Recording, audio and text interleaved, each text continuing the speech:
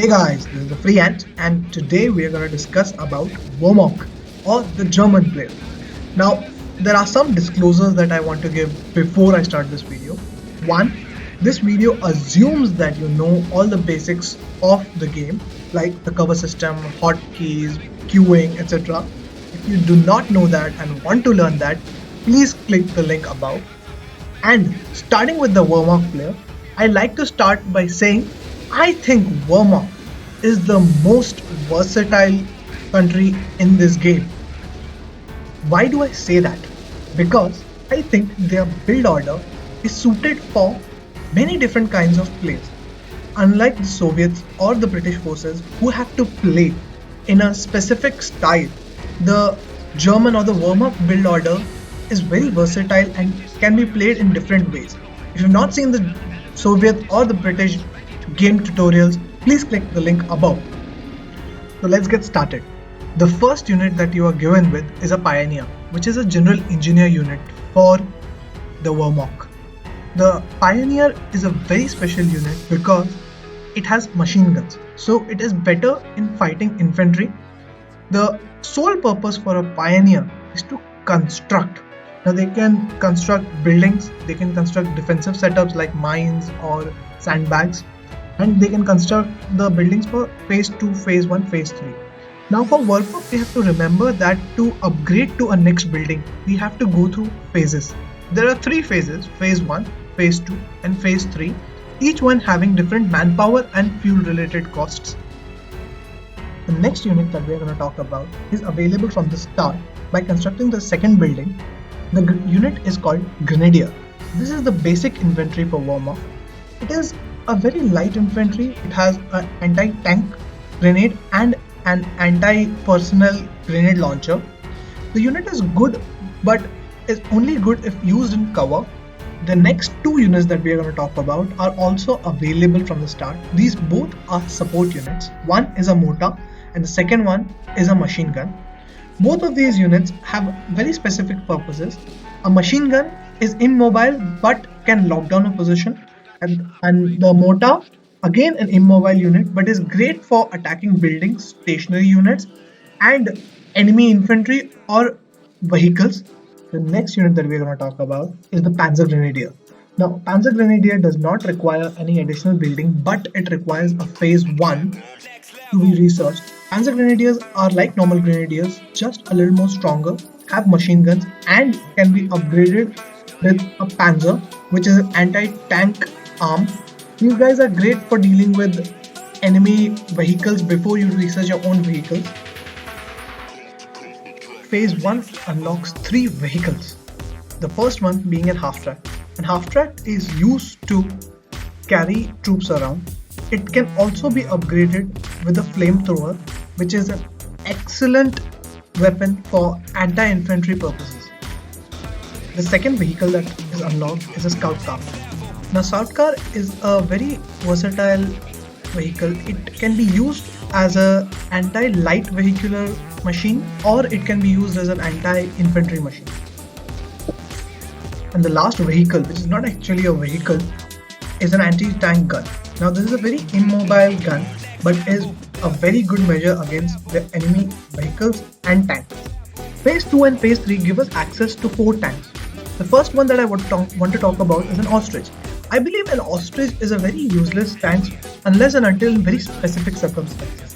This tank has very little effect on enemy light vehicles, has no effect on enemy heavy vehicles, and has some effect on enemy infantry.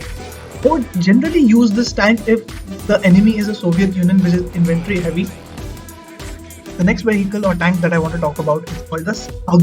Now, Stug is an entry-level tank for the Germans, and it is a very versatile tank where it can do multiple roles. It has an MG attached on the top, which is to deal with infantry. It can deal with light vehicles as well as medium tanks. But the place where it falls back is the heavy tank, where it cannot deal a lot of damage to the heavy tank. The Stug is a very good starter tank and can deal a lot of damage to the starter tanks or the medium tanks. After that, we move on to the Panzer, which is a medium tank for the Germans. This tank is what makes the German army what it is. It is focused on killing heavy tanks with multiple hits, focused on beating infantry, and at the same time dealing with light weapons. This is an all-in-one tank that I feel is very cost efficient. And finally, we move on to the big guns. And this is the Panther. The Panther is the heaviest tank that the Germans have. It is the second heaviest tank in the game, followed only by tank destroyers that are available through generals and the Tiger tank that is available to Ottoman West Command. I feel that the Panther is a very costly tank and is only required in specific situations. The Panther is also a very slow tank as compared to the Panzer and can be summoned only if the opponent has gone tank heavy.